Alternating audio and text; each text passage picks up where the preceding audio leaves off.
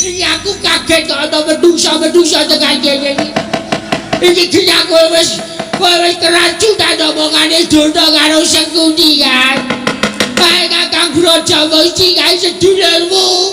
Bae ajimu kowe kok percaya aku apa nek kaya kuwi kakakku apa. Sampeyan jan wae ora nganggo duga-duga wis ngoten. Waduh. Niki nek kula mboten nggo ember. Nggih napa? Nggo kudung. Men ora aja ngerti nek kula niku Begawan Durna. Paling sampeyan ketok. Oh jarike ya wing nikah niku mawon. Jarike Durna iki. Sam-sampang nggo glugu wis. Wah. Kula nggih bebekan mori ora mbok sisan tekan dhuwur sisan ditaleni 7 hus cangkeme ora senengane kok malah muja-mujake sing ora-ora Dawa Durna wonten dawuh nggih sampun kuwatos kula ingkang tansah badhe ngayomi dhateng Dawa Durna menawi wonten pangamukipun para Pandhawa miwah sedayanipun ingkang jumurung kalian Gatotkaca boten tentrem, mana kula tetep boten tentrem. Samangke ngaten mawon. Asih mangan menika dipun bibaraken. Nah Mas Brajadata tumuli ngagem busana kaprajuritan. Lajeng Brajamusti dipun tungka, dioyak. Brajamusti dioyak. Direripih Brajamusti supaya gelem bali manunggalkan anak Mas Brajadata. Saka gelem dadi siji, nek dadi siji kekuatane saya wuwuh. Nek nganti Brajamusti menika mboten dipun toyak, mangke aja Brajamusti menika lapor nek teng rikana Begawan Durna. Oh. Kula terdakwa. Kula sing nyemelangi mengke. Nggih. Saenipun dipun oyak. Panjenengan ngoyak Brajamusti, kula ngetapaken para Sata Kurawa kangge bantu nak Mas Brajadanta. Nggih ta, Dipati? Nggih. Ning sarana dedelikan, tegesipun dedemitan. Mangke menawi pringgotane sampun deger Kurawa ambyuk wonten negari pringgotane damel geger damel rame supaya kabeh padha nungsang kuyang numbuk bentus Gatotkaca asring dadi ratu panjenengan dados Narendra lho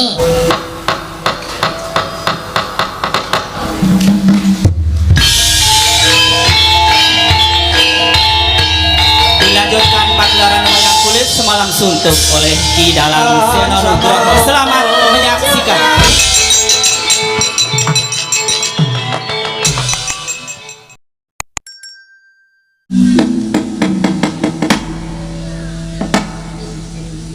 Dadian kala Ludra Mas Patik Raja Dewaku dadanging mun Kakang Yai Braja Lamatan lan Braja Wikalpa padha prayogan nunggone ngadhep ngarsaning mun Kakang lan Raharja sapraptanira Dimas kadanging mun Kakang Yai Braja Lamatan lan Braja Wikalpa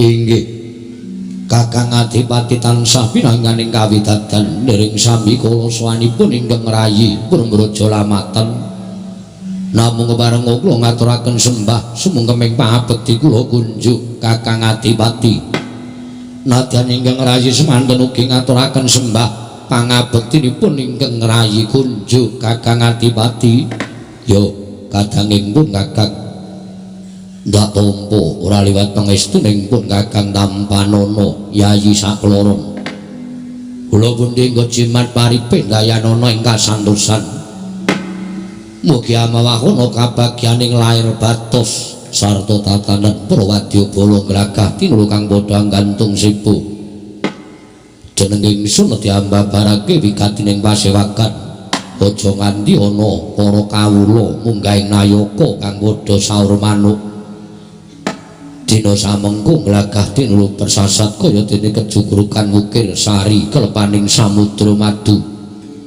krana rawing priagung ana ing kadipaten glagah tinulu kadangipun Kakang Yayi sakloron menapa ing sampun paduka dawuhaken badhe kula candhi engko jimat Kakang Adipati mboten wonten kawula minggahing nayaka ingkang badhe merengkang saking dawuh paduka Kakang Adipati ing Permalang kadangipun Kakang Yayi Brojolamatan lan Brojo Wikalpo iya.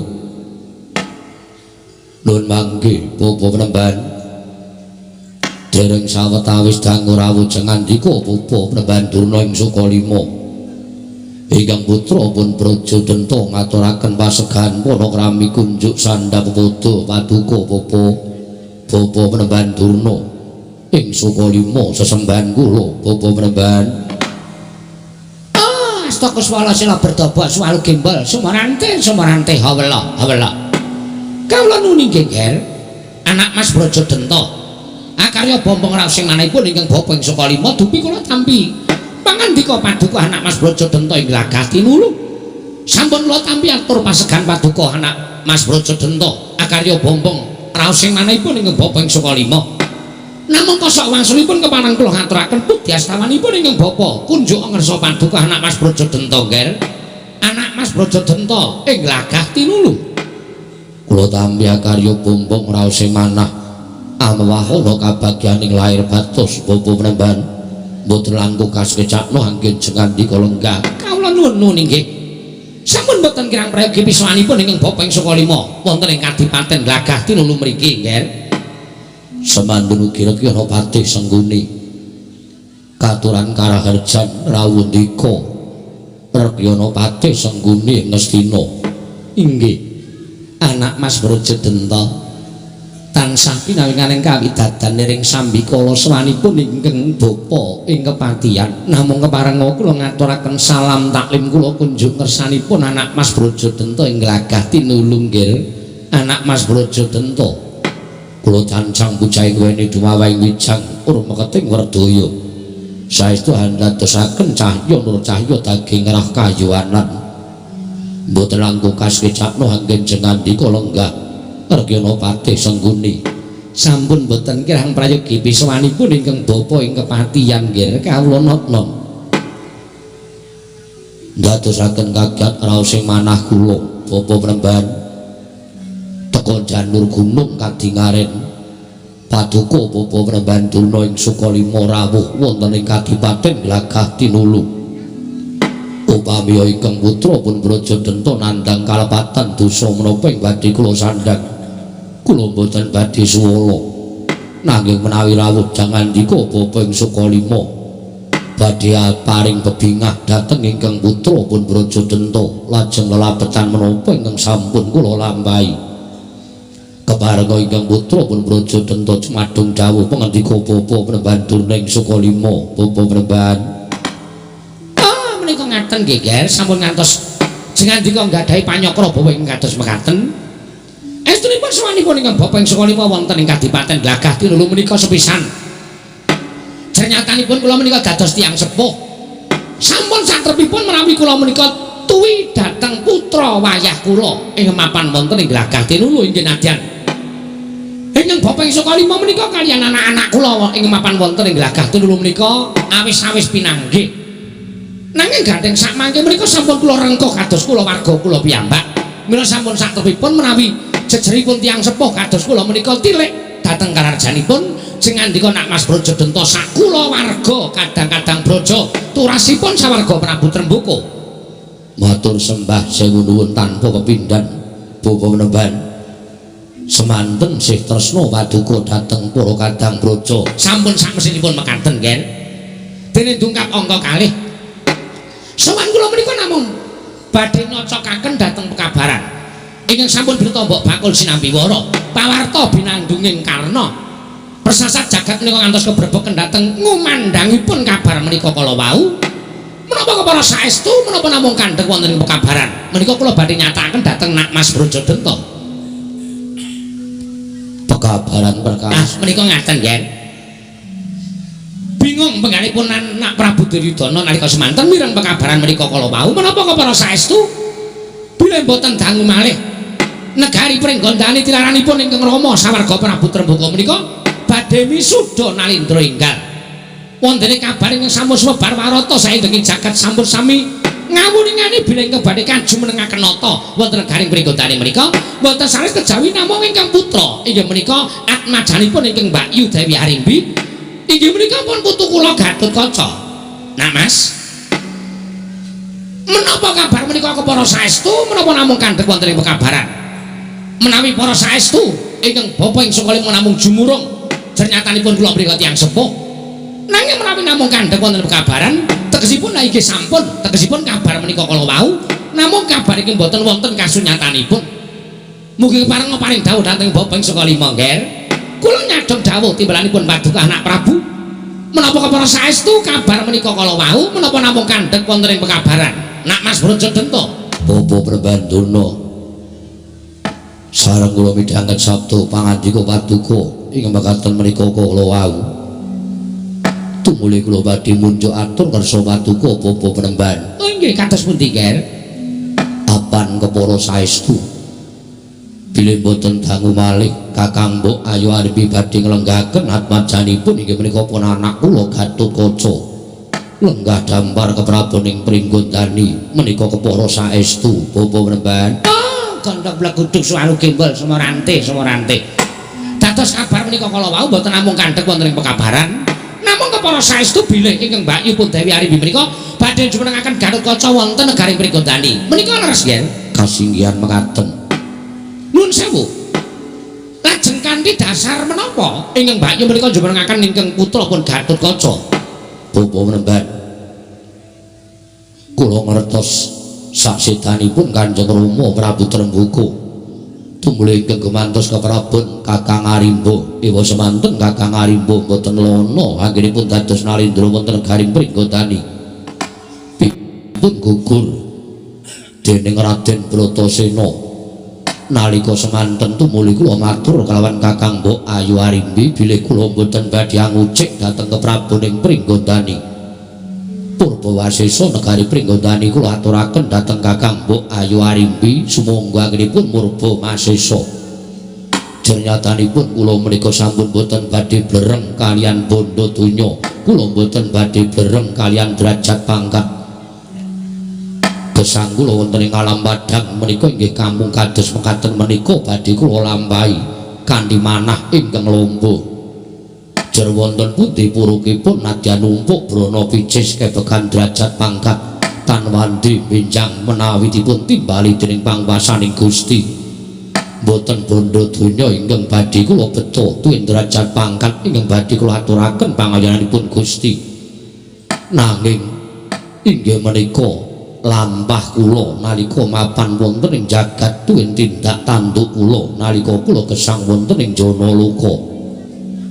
Mila sedaya sampun sarembak antawisipun kula Brajamusti, Brajalamatan lan Wikalpa menika sampun lila lair batin negari menika dipun lenggahi dening anak kula pun Gatotkaca ing angka kalih.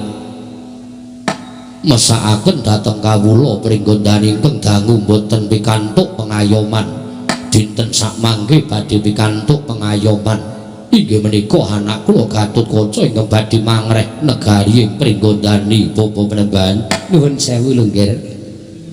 Mboten nama kula badhe munggel dhateng pangandika paduka Nak Mas Brajadanta menika mboten. Kula nuwun sewu.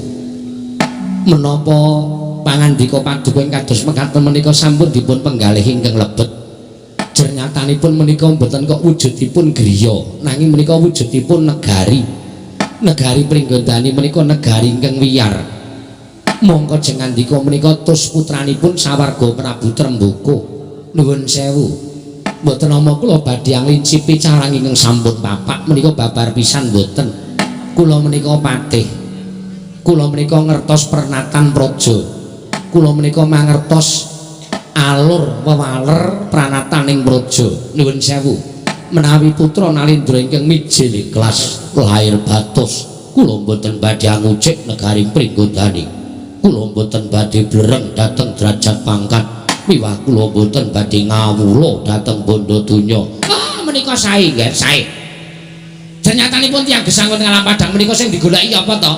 Sing digoleki menika nuwun sewu, namung pakarti ingkang sae benjang kinarya sowan ngersanipun Gusti menika leres. Ning nuwun sewu menika kirang bener. Liripun kirang bener kados pundi? Samangke ngaten kemawon nggih. Dipun pendhet agal-agalan kemawon. Dipun pendhet agal-agalan kemawon. Ingkang naminipun makhluk ingkang tasih kedunungan jasad utawi raga nuwun sewu menika kepengin ngepenakake raga tegesipun kepengin ngepenakake lair batine keri inggih kula nuwun sewu leres ngendikanipun Adipati Harya Sengkuni menika nuwun sewu lho Ger dados oncekanipun sakmenika kula sampun mangertos panjenengan ngiklasaken negari Pringgondani menika setunggal nak Mas Brajadanta menika mboten bereng dhateng derajat pangkat mboten bereng dhateng kadonyan bondo donya mboten menika sae ning angka kalih panjenengan nate sumpah kalian ingkang Mbak Yu Dewi Arimbi bilih boten badhe ngucik dhateng negari Pringgondani nuwun sewu samenika saged kula garis ngandhapi ingkang kuncara Anjayang Bawana menika negari menika werni kalih setunggal Pringgondani angka kalih Ngastina nalika Ngastina dipun asta dening Prabu Pandudewayana Pringgondani dipun asta dening Rama Prabu Trembaka menika negari sak jagat ingkang wiyar piyambak menika namung kalih inggih menika Pringgondani lan Ngastina nuwun sewu sasedanipun Prabu Trembaka sasedanipun Prabu Harimba kok tumuli negari Pringgondani badhe pun negahipun Gatotkaca mongko Gatotkaca menika turun wong wedok Gatotkaca menika anake Arimbi menika mboten gadhahi hak tumraping negari Pringgondani lha kok anake diangkat triwikan dadi grojokan geguyon dadi tangisan mergi wong dadi ratu niku angel wong sing sinampiran pakaryan nyekel kendho kencenging pernatan amis baci ning kahanan negara niku Nalendra apa Gatotkaca mampu lho menika tadipun penggalih upama pantes nggih pantes anak Mas Brajadanta gagah pideksa godhek kok simbar jaja lho lenggah dampar mongko gumanti keprabone tiyang sepuhe lho apa orang glelek nggih ta Dik nggih leres miturut kula kok leres ngendikanipun Kakang Penemban Durna menawi panjenengan ajrih kalian sumpah panjenengan sabab wis kebacut sumpah karo Dewi Arimbi nek ora bakal ngucik keprabone Pringgondani nuwun sewu mandya sumpah akeh wong lanang bosok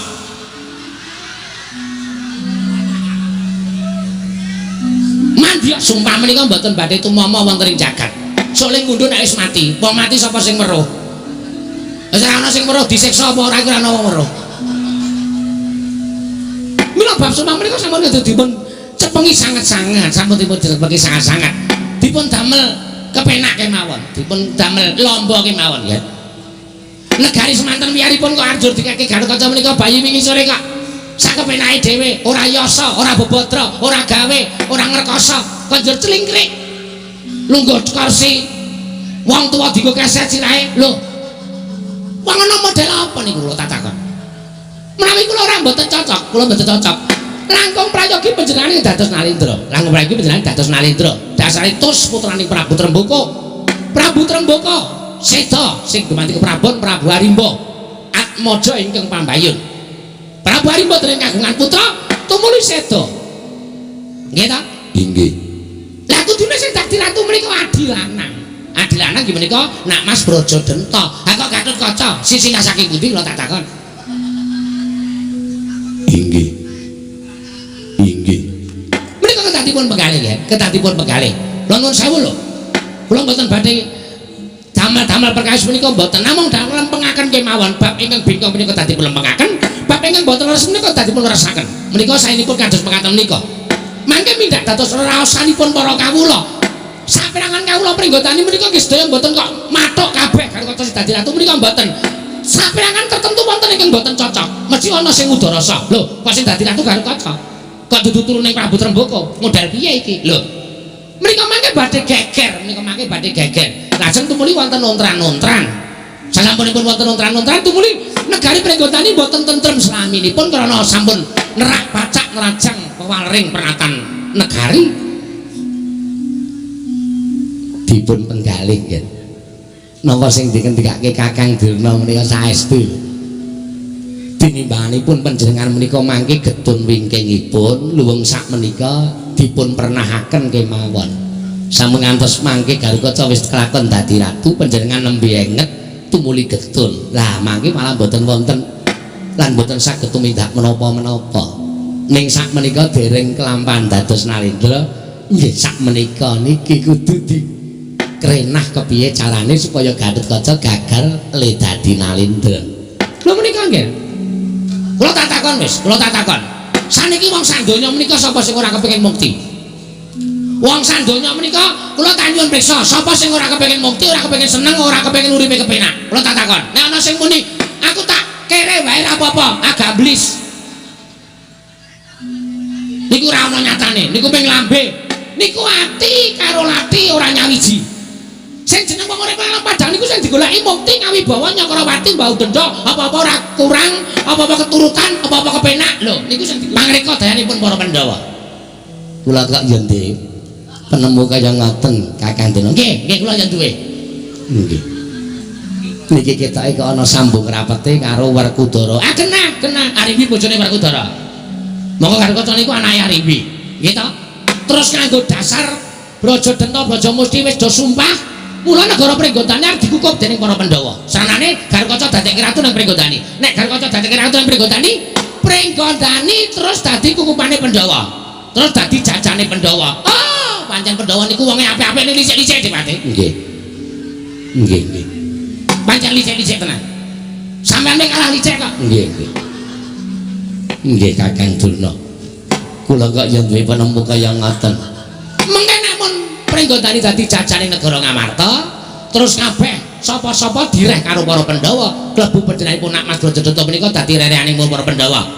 Brajamusti dadi rerehaning para Pandhawa. Brajawikampa Baturamata dadi rerehaning para Pandhawa. Nggih. Apa-apa mengko kongkonan. Anak ratu engko kongkonan. Nggih nek kula kok ya cocok kok bener. Sampeyan nek ngendika kok pas. Lho, kula iki pendhita pengpengane. Nggih. Sampeyan ngendikane ya iso pas karo sejarah sak tenane. Pancen kudu ngono Dipati, pancen kudu ngono. Mriki sang menika, nggih, Nak Mas Brajadanta. Mangga ta, kula trindhahar pangendikanipun niku Bapak ing Saka Lima. Aturipun niku Bapak menika dipun dhahar, dipun nam-nam, dipun gelar, dipun gulung. Dipun teliti langkung permati. Nek ana klerune mangendika ucaping Begawan Durna sing kleru nggon apa? Nek saking awal kalau mau ngantos dumugi akhir menika sedaya leres, monggo kula trindhahar. Kula trindhahar amargi menika kula matur kata-kata menika mboten kinarya kamuktanipun Begawan Durna piyambak. Nek kula menika namung nglempengaken bab ingkang bengkong mapan wonten negari Pringgondani supados panjenengan menika ugi nggadahi hak tumraping negari Pringgondani. Ingkang Rama seda ingkang nyedani Prabu Pandhu Dewayana. Nggih ta? Nalika perang pamuksa. Nalika semanten. Nuwun sewu, ketoke sampeyan durung tekan mriki niku. Perang pamuksa niku Kumbayana urung tekan Ngastina. Nek kula maca buku. Dadi sampeyan ngerti sejarah. Ngertos sejarahe. Perang pamuksa niku perange Pringgondani karo Ngastina. Niku. Niki sing dadi jalaran nuwun sewu lho Dipati, ana sing adul-adul kana kene mula dadi perang sing adul-adul sinten kula ora wani nyebutke engko ndak ngeneni wong ngarepe nganggo es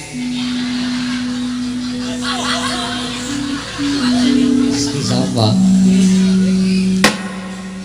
riyen namine Suman riyen ning saniki duka Malik sinten kula ora ngerti nek mbiyen jenenge Suman. Nggih. Niku sing gawe ada-ada dadi perang gedhe niku cangkeme elek wong niku. Nggih. Nggih. Pun mboten napa-napa kanton nggo contohe ora apa-apa. Pun tak trima kanthi lega-legawaning ati. Terus saniki Prabu Arimba. Dereng peputra sampun seda. Sapa sing ngedani? Bratasena. Lho. Anake Prabu Pandhu mateni anake Prabu Trembaka. Prabu Trembaka mati saka tangane Prabu Pandhu. Anake Prabu Trembaka mati saka tangane anake Prabu Pandhu. Bingung mboten sampean? Kula wis ngomong bingung kok. Ngeten. Prabu Trembaka mati saking tangane Prabu Pandhu. Ah, anake Prabu Pandhu niku mateni anake Prabu Trembaka. Dipateni Prabu Pandhu. Nuwun sewu, Ngastina karo Pringgondani, Ngastina karo Pringgondani. Rumiyin Prabu Pandhu nek saniki pun mboten Ngastina, Ngamarta. Turasing Prabu Pandhu kali Prabu Trembaka niku tekan jaman apa mawon mboten ajeng rukun. Mboten ajeng rukun. Tertentu pakan pinakan mbah jalarane apa? Lah kok panjenengan masrahke negara dateng ingkang putra pun Gatotkaca menika bayi niki sore. Apa wis pantes Jobi? Kula trimo kalih kan. Bojleng-bojleng iblis lanat padha jek-jekan. Ora dalah ora ngira jebul keblinger nalare Brajadanta. Negaraku darbekku bakal dikukup karo Gatotkaca bayi wingi sore. Bapa Wremban menapa sampun paduka ngendikaken menika kepara saestu jebul selaminipun menika kula kados dene keblinger nalar kula menika nggadahi hak sawetahipun tumrap negari ing Pringgondani teka Gatotkaca dakah badhe lenggah dampar keprabon ing Pringgondani bebasan sedumuk bathuk sanyari bumi nadyan namung sak dumuk jembaring bathuk nadyan namung sak nyari jembaring bumi Gatotkaca saged lenggah dampar Pringgondani nek wis bedah dadane Brajadanta. Senengmu rajan.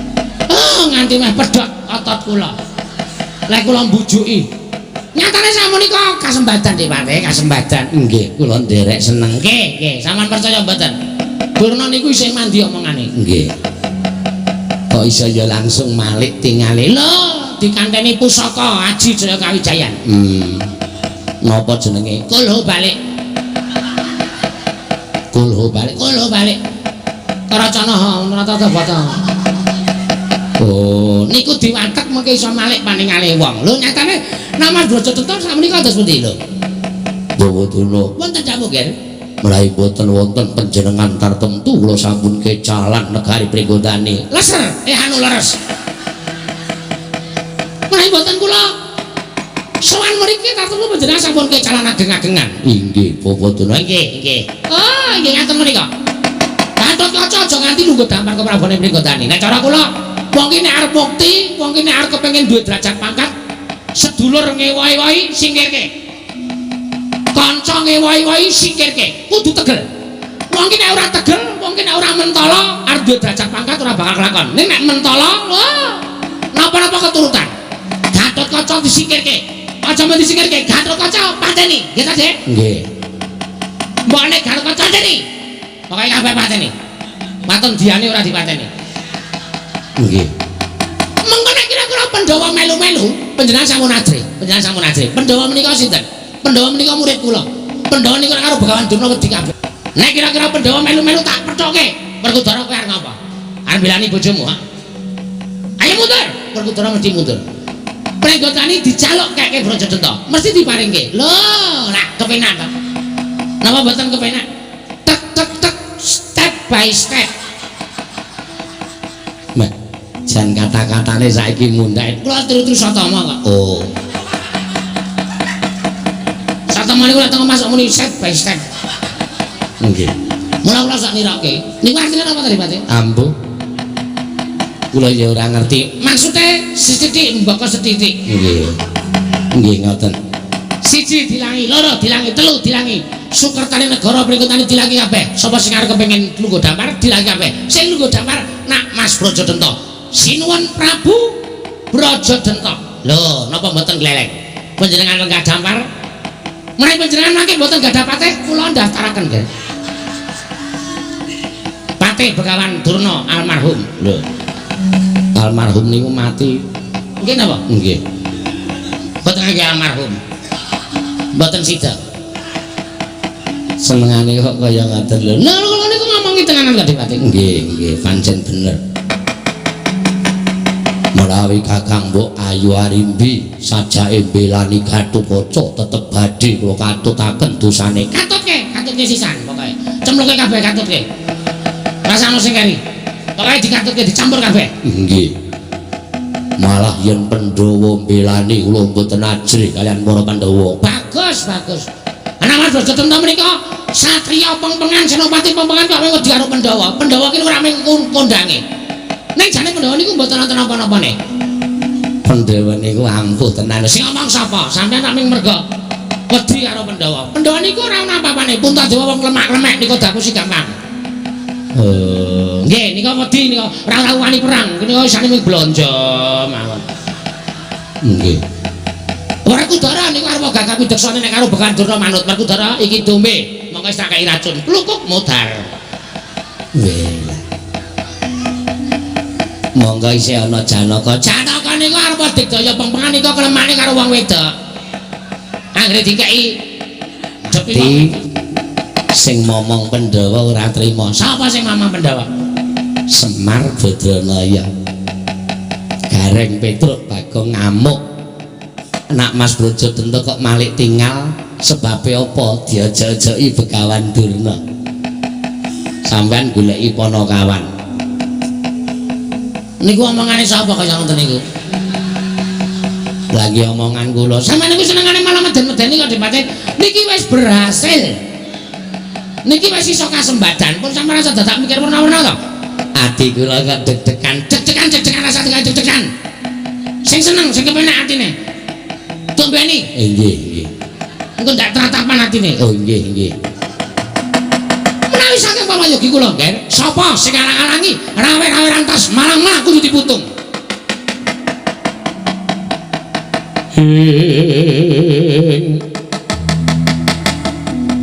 Sikrapala kang tumingal perang campo samyama daliwos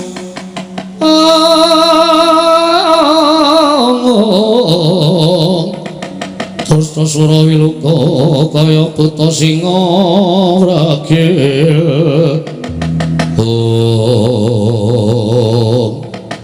dereng ngantos parposami Balwacana kasaru ingkang minggah pendhapi kadipaten ing Glagah Tinulu nenggih Sraden Brajamusti Sumawana Sangkala Bendana agarya cingak kang samya mulat pangrobahing para kawula kanca piyake ati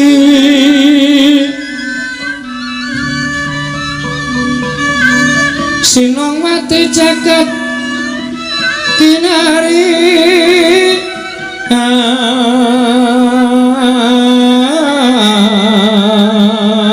among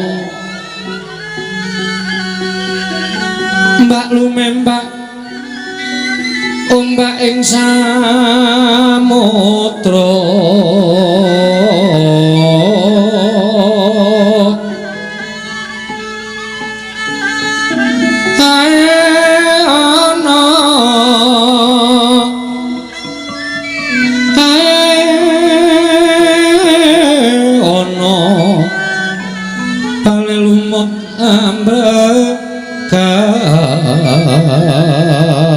kanggeng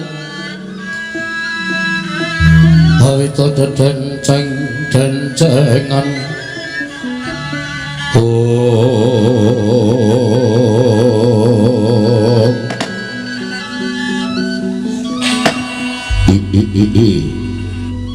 gawe kaget penggaling mun Kakang Brajamusti Padhararja sapraptamu Yayi. Ya Kakang tansah pinanganing kawidadan nering sambika laku ngaturke sembah sujudku katur ngersaning Kakang Brajadanta ndak tampa gawe gedhening atiku ora liwat pangestuning pun Kakang Tampanana tak gegem ndadekake jimat Kakang Kala Bendana Padhararja sapraptamu. Ijo pawujine Kakang Brajadanta kasapi tayungan kawidadan nering sambikala aku ngaturake sembah kaket kunjukku katur ya Kakang. Iya tak tampa cah bagus pangestuning pun Kakang Tampanana tak gegem dadake jimat paripe ya mung rada kaget perkara apa? Nalika aku munggah penjapa Kadipaten Glagah Tinulu aku weruh Kakang Brajalamatan Brajawikalpa Padha Seba Kesari Kakang Brajadanta. Iya kok kadingane cepet kae kok ana piyayi loro lenggah kene. Iya Kala Bendana ora pangling Begawan Durna karo Patih Sekuni. Iya sawetara lenggah ana ing Kadipaten Glagah Tinulu ing Permalang kene. Ya wis aku ya wis takokke kok Kang ya wis ati-ati mergo kae iki apa kane racun. Aja duwe panyokra bawa sing elek kelawan Bapa Durna. Wis ora usah jajak piye-piye kabeh wong wis mbuktekke. Anggere ana wong loro kae nggon sing tentrem dadi rusak Nggo sing waune ayem dadi congkrah mula nek wis omong-omongan Kakang kudu hati-hati lho, kudu mbok saring, kudu mbok timbang-timbang tenan aja tok dahar wutuh. Mengko munjak ora prayoga kejanjiane ya Kang. Iya aku ngelikke kok. Ngelikke karo Kakang Brajadanta. Mergo kurbane wis akeh tenan. Kurbane wong loro kae. Iya, ora bakal tak dahar wutuh. Ya syukur. Ora sati wangsuli lho Kang. Ndak malah ngrekoso. Wis men, iki buta petuk nang kewangan. Raja Musti. Ana dawuhmu apa Kakang? Para kaki matur yayana wigati apa? Dene sumengko sowaning Yadi ana ing glagah tinulu. Kewareng matur ngersani Kakang Brajadanta, sowanku iki ora saka karepku dhewe. Nanging aku dapur ditutus dening Kakang Mbok Ayu Arimbi. Kakang wis presa.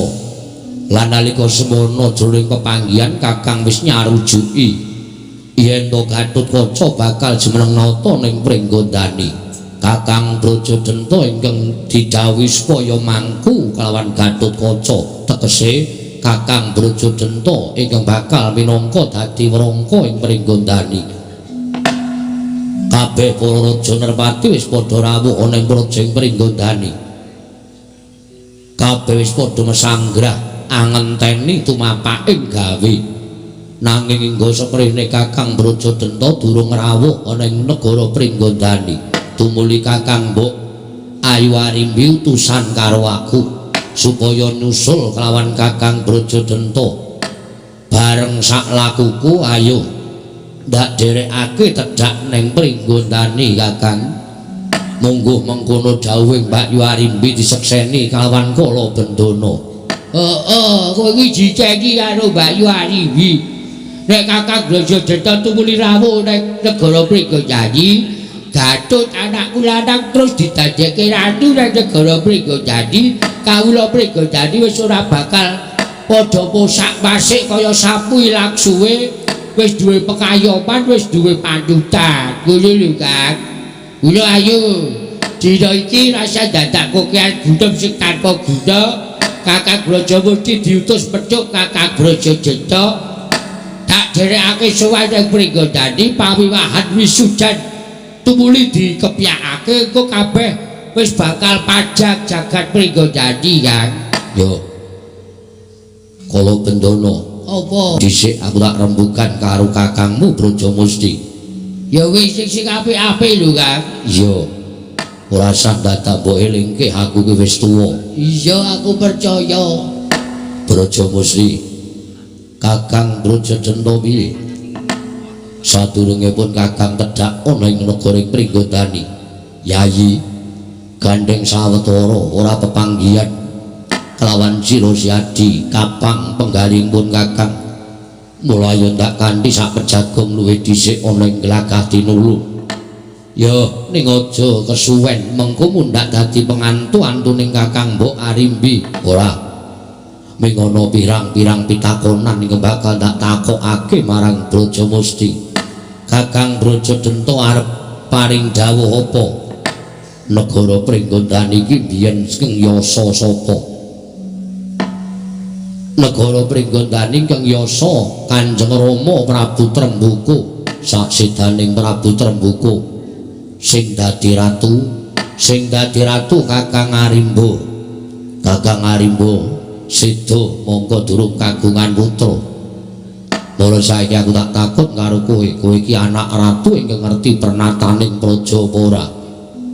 Kowe anak Nalindra putra Prabu Trembuku ingkang ngerti tata pranatan praja, babakan kedaton sarta babakan Nalindra. Iya, aku ngerti, yen pancen ngerti tumuli matura.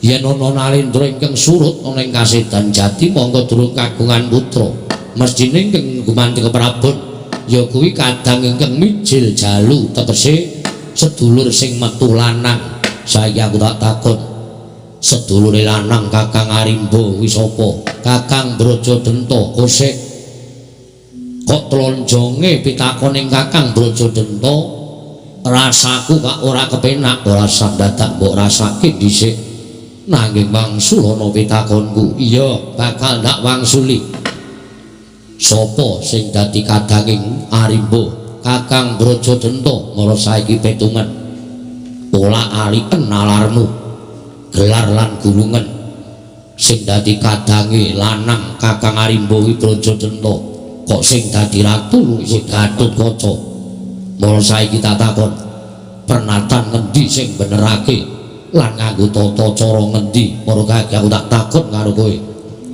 apa ya wis bener apa ya wis memper yen Kakang Mbok Ayu Arimbi anak mijil pawestri jumenengake anake lanang si Gatotkaca dadi ratu nang Pringgondani mara coba etungan kanggo nalar sing ganep apa wis bener sedane Prabu Tremboko saka tanganing Prabu Pandhu sedane Kakang Arimba saka tanganing Bratasena turuning Tremboko turuning Prabu Pandhu tekan jaman kapan wae ora bakal bisa rukun teko kowe karo aku banjur menehake kamukten Pringgondani marang turasing Prabu Pandhu marang turasing mungsuh apa kaya ngono kuwi wis bener apa kaya ngono wis tok anggap bener Brajamusti wangsulana pitakonku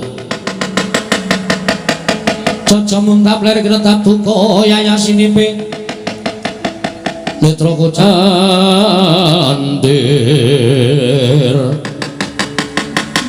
hitupnya mangolon coko wakan arai rombaranang ding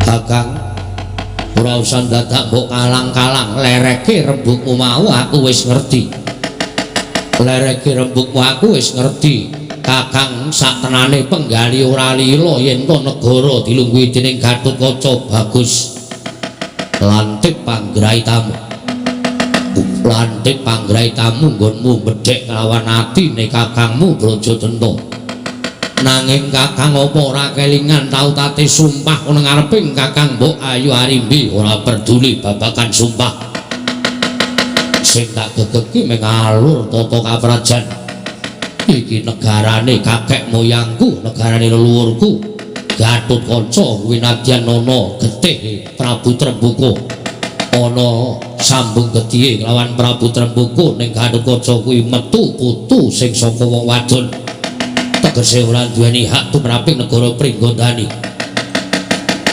anake Prabu Tremboko isih meger-meger kaya ngene teko Gatotkaca lungguh ana ning damar keprabuning Pringgondani yen ngono kena tak arani Mbak Yumu kae wong wadon sing mentalan mopeke anake dhewe ning ngrekasake karo dulur-dulure apa kaya ngono kuwi wis pantes apa kaya ngono kuwi wis memper mula wektu dina iki rungokno gobokmu Brajamusti Brajadenta ora bakal tekan negara Pringgondani Brajadenta ora bakal nyarujuki Gatotkaca dadi ratu ning Pringgondani malah kepara Brajadenta yang bakal dadi kelilip Gatotkaca ora dadi ratu ning Pringgondani dadi kaya ngono Kakang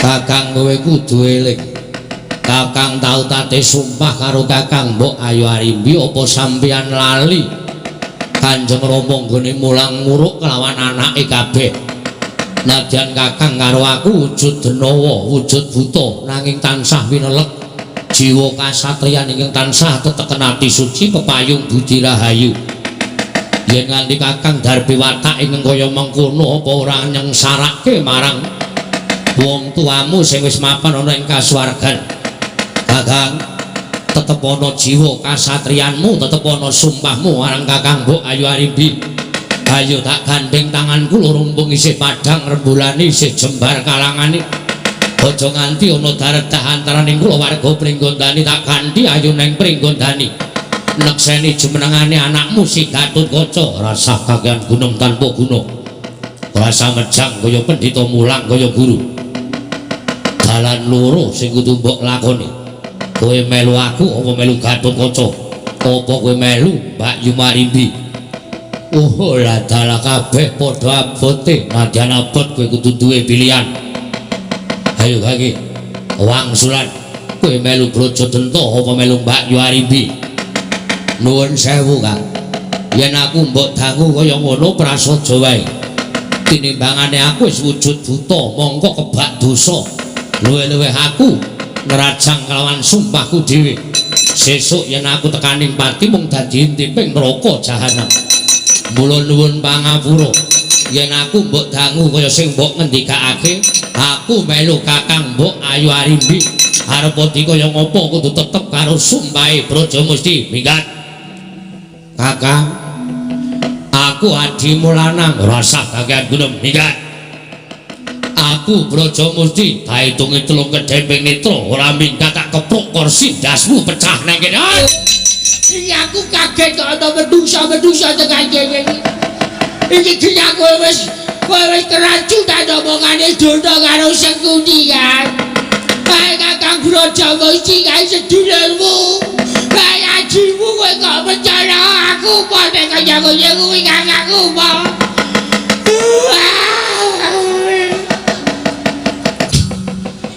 Aku kaya ngono kuwi kan. Aku ajimu lho kan. Yo aku ngerti kowe ajimu. Nek kowe kudu milih loro antaraning siji kowe milih. Aku melu Kakang Brajamusti. Piye? Aku melu Kakang Brajamusti. Aku gak melu kowe jahat tok. Kowe mau wis balik iki. Kok nganti krungkep. Ameng mlayu kok nyaduk weteng. Nganti tiba saking pendopo kula. Nggih. Mboten napa-napa to Kakang? Mboten napa-napa. Nggih syukur. Nek ana sing kecethit barang mboten. Mbok menawa mripate kecethit.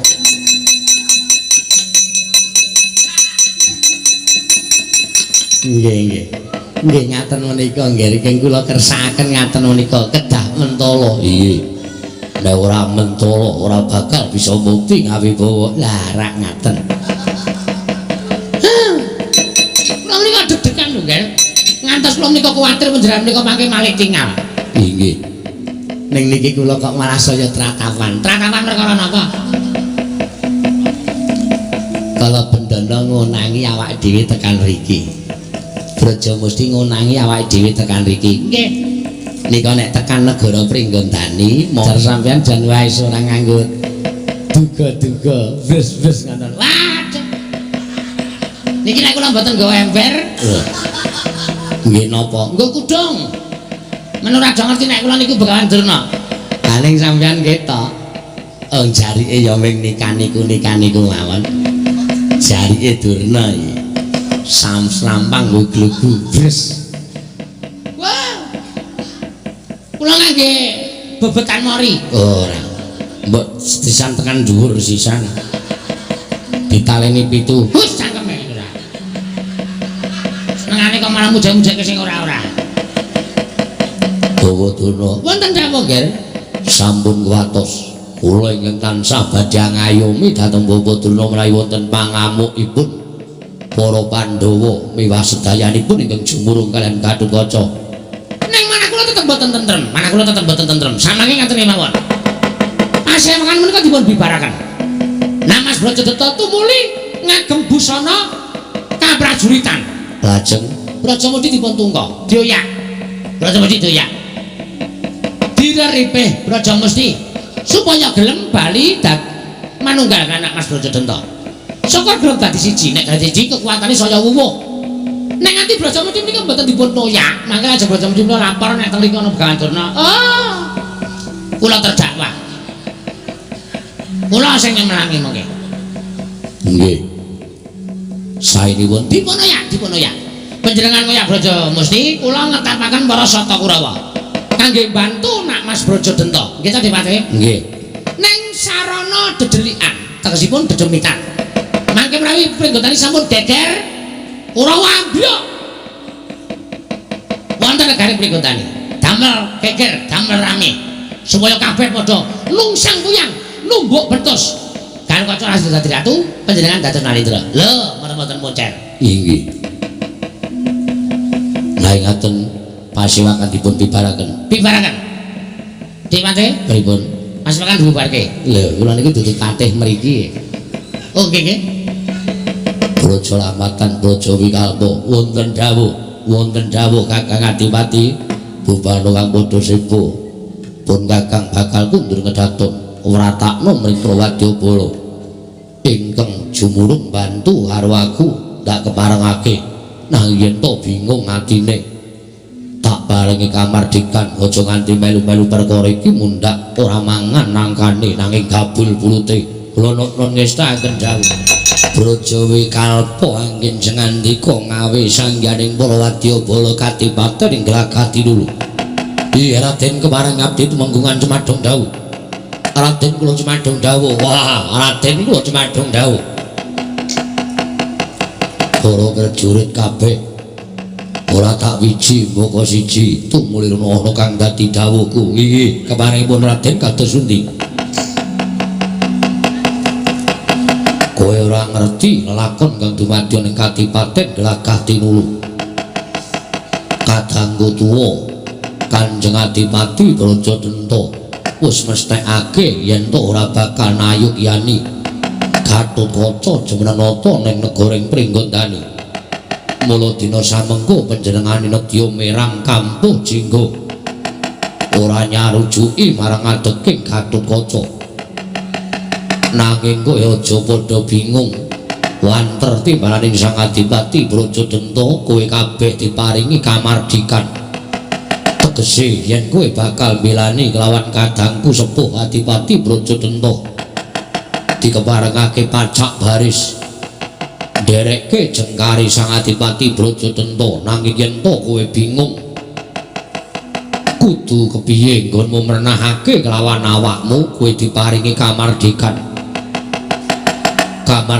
mau kowe kena ora melu-melu perkara iki mengko mundhak ora mangan nangkane ndak gabul pulute mula sing jumurung marang lekase Sang Adipati Brajadenta ndak keparengake budal lumawat ana ing Pringgondani nang yen to bingung rasamu ndak keparengake bali kumpul kelawan kulawargamu ngenteni babaring lelakon iki oh inggih ngemuti bilih gesang kula dipun ayomi dening Adipati Brajadenta mila menapa ing dados kersanipun Sang Adipati kula namung ndedereki semanten ugi kula ugi dipun ayomi dening Sang Adipati Brajadenta mila menapa ing dados kersanipun Sang Adipati kula namung jumurung ndederek semanten ugi kula ugi boten badhe wiya kelawan kewajiban kula nggih kula ugi boten badhe singlar kelawan kewajiban kula Raden menapa ing samudya tindakan dening Sang Adipati Brajadenta kula tartemtu badhe ngrojongi menawi dados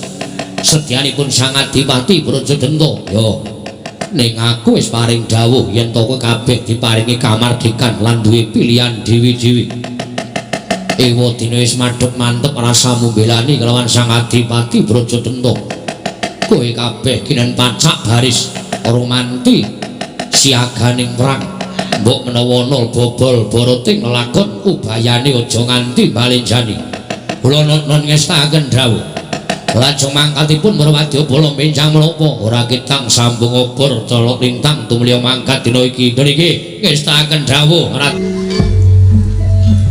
manyangu nganyang-anyangu nyengleki nang ngamang-amang manyangu marenak pak nek ngek angel nak nyamak-nyamak aduh coba ini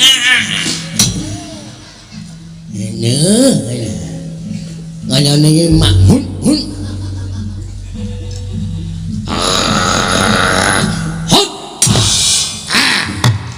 nganyang penuk banget ini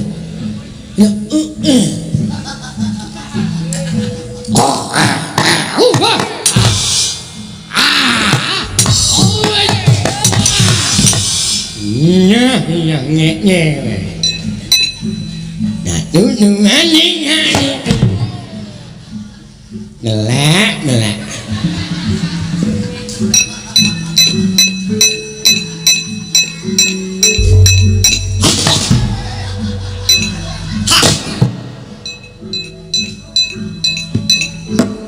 apa jadi kata kerja wajib itu boleh aja boleh lah kata tu Jangan mati lah sila nama ni dikajilakan.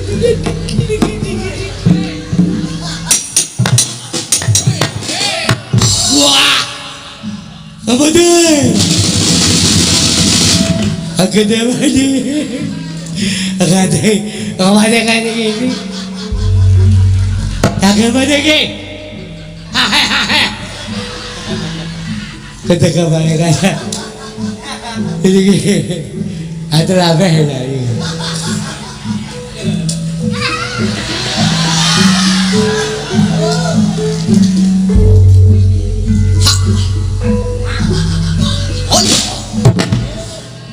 Baci.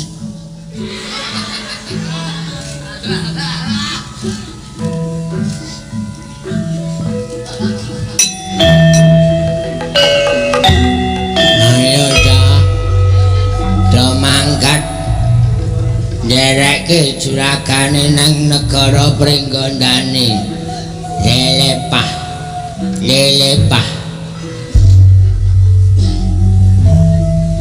Makan aku iwak mentah. Jago mangan nang kula omah. Rasane seger sumyah.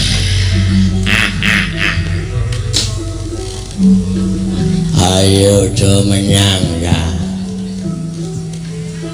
Iki malam Selasa Kliwon. Sapa sing mulih wayange rung bubar. Sesep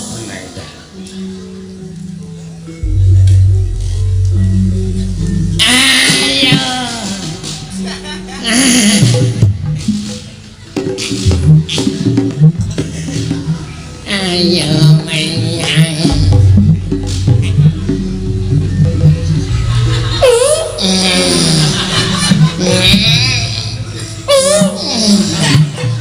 Tengah lara ket mau.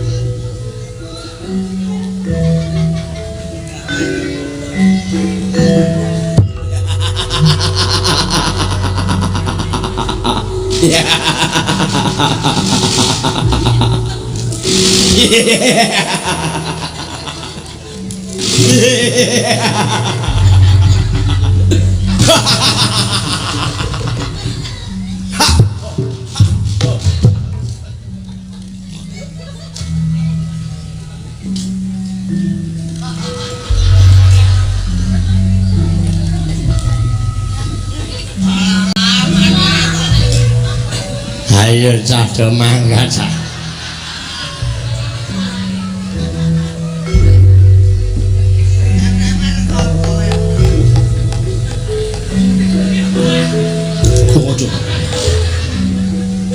Ngopo kowe? Erek, Mas. Aku ndek. Wong wedok ki nang omah ora samelu-melu. Aku Mas, aku ditinggal terus wegah aku, tenan wegah aku. Lha nganggo rok iki bedake. Iya. Nganggo rok kemunggan.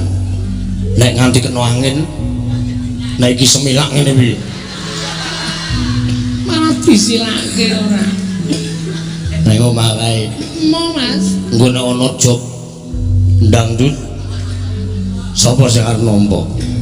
Iya, Mas. Aku tindak ya. Iya, hati-hati ya, Mas.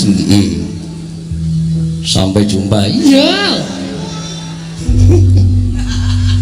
Mesti lho senengane ngono kuwi lho, wegah. Wegah aku, wegah tane kene iki wegah. Ora tau entuk melu, mangkel aku. Ben. Dirupung lara ya.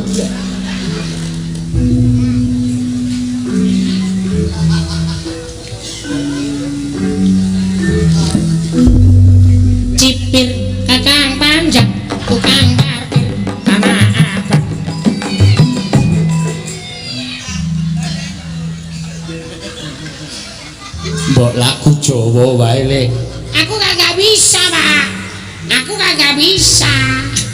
Ya sakarmu. Ini aduh perih Pak, perih Pak. Kena apa? Cipir kacang panjang tukang parkir. Aduh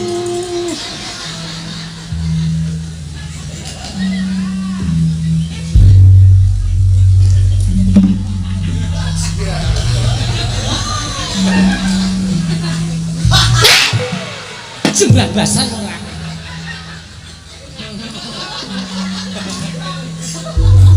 Orang melu budalan kaya dioyak wae.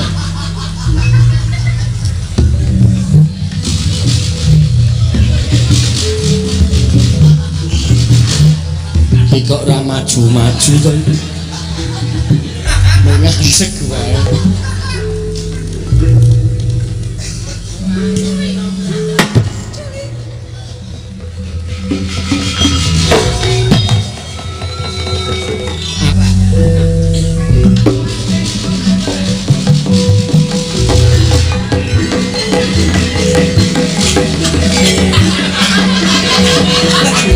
Aku kok dikerukupi. Adalah Brojo Musti, adikku dia adikku sing tak tresnani. Aja nganti sambung pasdulurane awake dhewe. Pedhot mung perkara gegeki marang pribadine dhewe-dhewe. Adikku Brojo Musti mandeka ngger. Mandeka le ayo tak jak krisan kapirang muren angkul. Renanggul kinembet-kembet dosang reknaning bawana. Yo si tukang walang ati. Oh, Wis wae tinggali Kakang Brojo Cendra Kang. Ora mung Kakang Brojo mesti nek ditunggu-tunggu nek aku ya kon minggat karo Kakang Brojo Cendra. ora pati duga ngono. Rawuhing Begawan Durna karo Patih Sengkuni Kawawa malik paningali Kakang Brajadenta. Nganti mentala nundung kalawan Brojo Musti ingkang saben dina aku mbiyen ora tau pisah karo Kakang Brajadenta. Nanging tinemune dina iki kudu ana lakon sing kaya mengkene. Oh, Kakang Brajadenta, Kakang Brajadenta. Ndak suwun baliya marang kiblating panembah sing bener. Baliya marang jiwaning kasatriyan. Aja gampang keblithuk marang panjalmaning jajalanan. Nganti kowe mentala misahake pasduluranku karo kowe, Kakang. Sing eling ya, Kang. Sing eling aja nganti kebrokot marang bubal babale kadepson. Mengko nek nganti iki kok dadi gegeran. Wong sing nglincipi carang papak, wong sing icuk-icuk lelakon iki bakal padha keblok-keblok, Kang. Aja ya, Kang, aja. Aku ora duwe niat wani karo Kakang Brajadenta. Kala Bendana ora usah kuwatir. Aku ora bakal wani lawan Kakang Brajadenta. Lelakon iki becike dudu kowe karo aku sing ngrampungi. Nanging luwih becik diaturake lawan Kakang Mbok Ayu Arimbi. Iki dudu lakon sing enteng nanging lakon sing abot tumraping turasing Prabu Trembuka ya Kadang Brojo Musti adikku Kakang Brajadenta ya aku sing merpeki lawan sira Yayi. Syukur Kakang, syukur pengajaping atiku mung Kakang lungka karo playune Brojo Musti. Supaya bab perkara iki aja nganti kebanjur-banjur ayo padha dirembuk ingkang sak becik-becike lan sak apik-apike. Aja nganti ana cungkrah antaraning Kadang Brojo, Kakang. Pancen kuwi ingkang dadi pengajaping atiku. Mula nganti kraya-raya aku ngoyak karo adhiku lanang Brojo Musti. Sejatine mung kepengin tak tanting ingkang sepisan lan ingkang pungkasan. Babakan nggonmu labuh kalaupun Kakang apa dene labuh karo Mbak Yu Arimbi. Lho kok isih ngrembug kuwi ya. Pancen iki kudu dirampungake. Miturut aku wis rampung. Dasarmu apa kok kowe nyebut wis rampung cetha ora bakal bisa owah. Aku tetep bakal sumuyut marang parentahing Kakang Mbok Ayu Arimbi mula sing gedhe pangapuramu. Yen to aku ora bisa manunggal karo Kakang Brajadenta, Brajamusti. Apa Kakang? Kawit kowe linairake ana ing jagat Padang.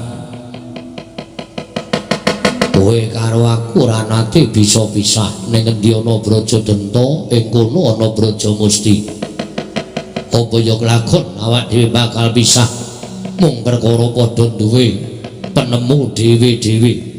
Penemuku ora nglilakake pringgondani dilenggahi Gatotkaca dene kowe ngrajongi kelawan pakartine Mbak Yu Arimbi. Nuwun sewu. Yen penemu kuwi aja dipeksa, Kakang.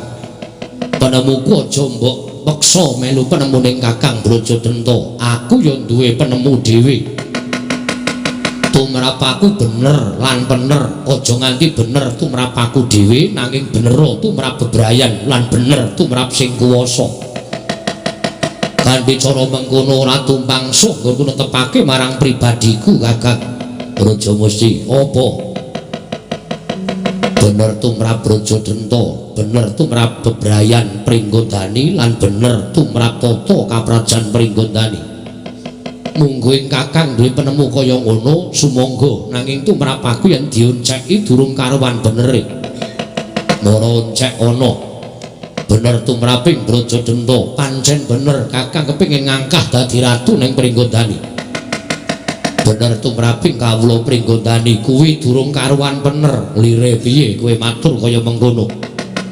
Sabab miturut aku saperangan para kawula Pringgondani wis padha sumuyut lan padha nyarujuki Gatotkaca dadi ratu. Mula yen to nganti Kakang wani gawe geger sarta hanjudak lenggahe anakmu Gatotkaca ora bakal entuk swaraning para kawula lan ora bakal entuk para kawula padha ngrajongi kelawan Kakang Brajadenta. Sing entuk malah sampean bakal dicecamah dening asmane, dicecamah asmamu dening para kawula sak negara Pringgondani. Mula Kang Sangga kuwi Kakang, ayo ora usah dadak dirembuk kanthi jlimet. Kakang wis tau sumpah marang Kakang Mbok Ayu Arimbi nganti Kakang nerak pacak nerajang perbatang sumpahmu dhewe bakal lolo kedoane. Mula wektu dina iki ayo Kakang dak kanthi supaya manjing ana ing negara Pringgondani ngrajongi pakartining Mbak Yu Arimbi. Niate ngene jumenengake si Gatotkaca dadi ratu ana ing Pringgondani. Brajamusti. Piye Kakang? Saiki ngene. Aku mau wis kandha karo kowe, aku nanting ingkang pungkasan. Saiki tak poke wae. Piye? Yen kowe manut karo aku, tegese kowe isih nganggep aku kadangmu sepuh lan kowe ngajeni karo kadang tuwa. Nanging yen kowe ora manut karo aku, sing gedhe pangapuramu. Ilang-ilangan ndok siji, ilang-ilangan sedulur. Luwung aku ora nyawang blegeri Brajamusti gumelar ning jagat. Tinimbang aku didhawuhi nderek wong sing luput, wong sing kleru. Luwung nek Kakang kepengin merjaya karo adimu lanang, nyoh tak aturke nyawaku kanthi ikhlas.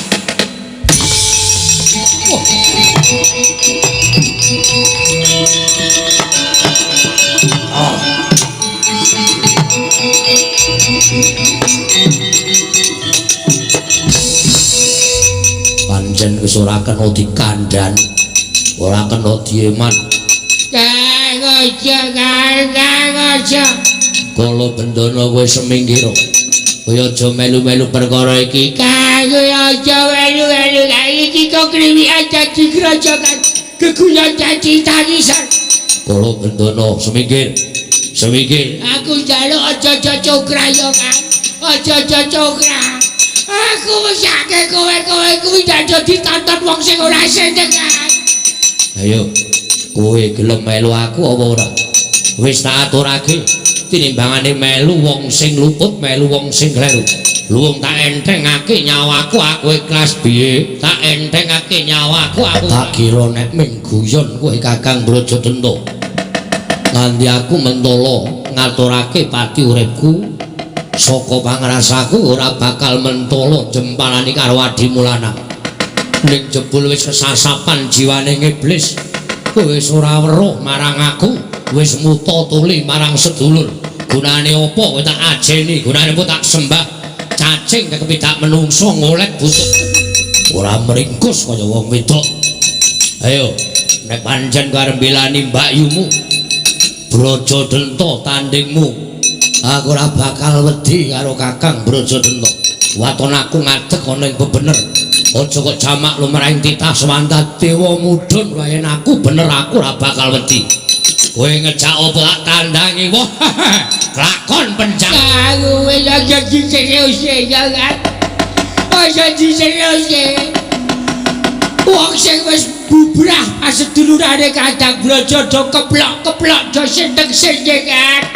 perlu Kakang Brajadanta karo Kakang Brajadanta do gelut wis kakakku gak seneng aku poh kan kaya lanang-lanang dhewe wedi kira Braja mesti meringkus wedi karo Kakang Brajadanta aja mbok gondeli nadyan taunana windanana aku ora bakal mundur sejangkah mungsuh Brajadanta Kakang wis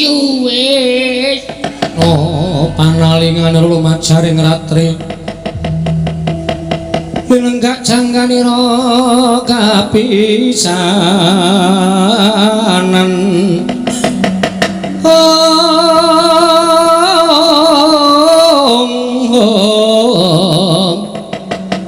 Lenggak jangkanira kapisanan